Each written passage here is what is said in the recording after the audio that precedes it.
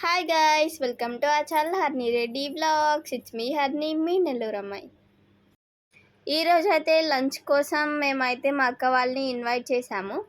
So వాళ్ళ కోసం అయితే ఇక్కడ మేమైతే స్పెషల్గా పాలక్ పన్నీర్ రెసిపీ అయితే చేస్తున్నాం.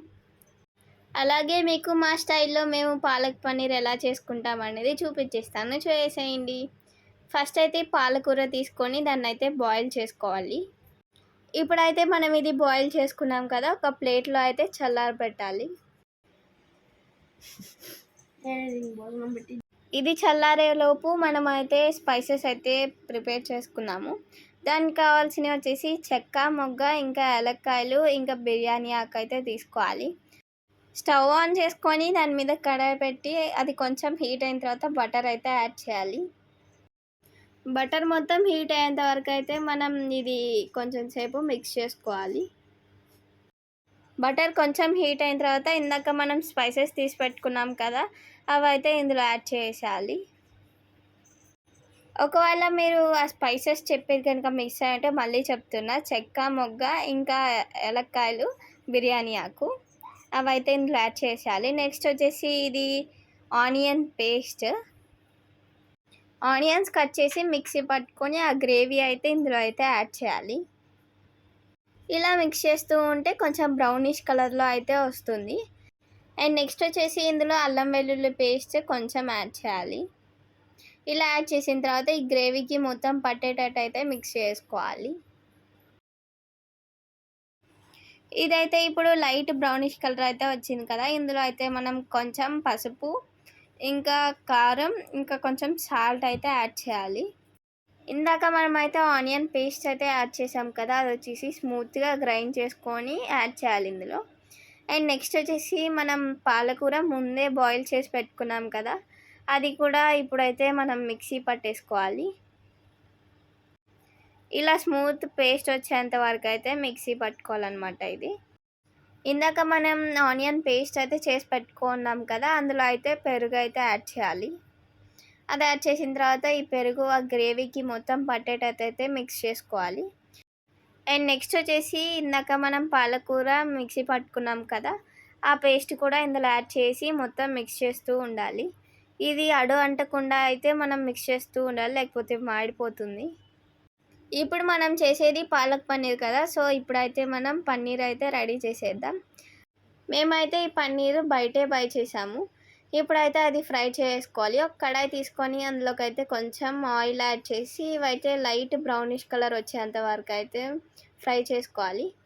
అండ్ నెక్స్ట్ వచ్చేసి ఇప్పుడు మనం పాలక్ అయితే రెడీ చేసాం కదా, ఈ పన్నీర్ అందులో అయితే యాడ్ చేసేయాలి. ఈ పన్నీర్ ఇందులో యాడ్ చేసి మొత్తం మిక్స్ చేస్తే మనకి పాలక్ పన్నీర్ అనేది రెడీ అయిపోతుంది. మేమైతే అక్క వాళ్ళ కోసం నూడిల్స్ కూడా ప్రిపేర్ చేస్తున్నాము. దానికోసం అని అయితే ముందుగానే నూడిల్స్ బై చేసి దాన్ని బాయిల్ చేసి అయితే పెట్టేసాం. అండ్ నెక్స్ట్ వచ్చేసి ఒక కడాయి తీసుకొని అందులోకి అయితే ఆయిల్ యాడ్ చేసాం. అండ్ నెక్స్ట్ వచ్చేసి క్యారెట్స్, ఇంకా క్యాప్సికమ్, ఆనియన్స్, ఇంకా క్యాబేజ్ ఇవన్నీ కూడా యాడ్ చేసాము. ఇవన్నీ కూడా లైట్ బ్రౌనిష్ కలర్ వచ్చేంత వరకు అయితే ఫ్రై చేసుకోవాలి. ఇప్పుడైతే ఇది మనం ఫ్రై చేసుకున్నాం కదా, నెక్స్ట్ వచ్చేసి ఇందులోకి అయితే మనం ఒక 2 స్పూన్స్ అయితే వెనిగర్ యాడ్ చేయాలి. ఇలా వెనిగర్ యాడ్ చేసిన తర్వాత ఒక 2 స్పూన్స్ సోయా సాస్ కూడా యాడ్ చేయాలి. ఇవన్నీ యాడ్ చేసినందువల్ల మనకైతే బయట కొనిన టేస్ట్ అయితే వస్తుంది. అండ్ నెక్స్ట్ వచ్చేసి ఇందులోకి అయితే ఒక 2 స్పూన్స్ చిల్లీ సాస్ కూడా యాడ్ చేయాలి. ఇవన్నీ యాడ్ చేసిన తర్వాత ఒకసారి మొత్తం మిక్స్ చేసుకోవాలి. ఇప్పుడు మనం వేసిన సాసెస్ అన్నీ కూడా ఈ వెజిటేబుల్స్కి బాగా పట్టేటట్టు అయితే మిక్స్ చేసుకోవాలి. అండ్ నెక్స్ట్ వచ్చేసి ఇందులోకి టొమాటో సాస్ కూడా ఒక 3 స్పూన్స్ అయితే యాడ్ చేయాలి. మీరు చేసుకున్న క్వాంటిటీని బట్టి ఈ సోయా సాస్ ఇవన్నీ కూడా యాడ్ చేసుకోవాలి. అండ్ లాస్ట్ కొంచెం అయితే సాల్ట్ యాడ్ చేయాలి.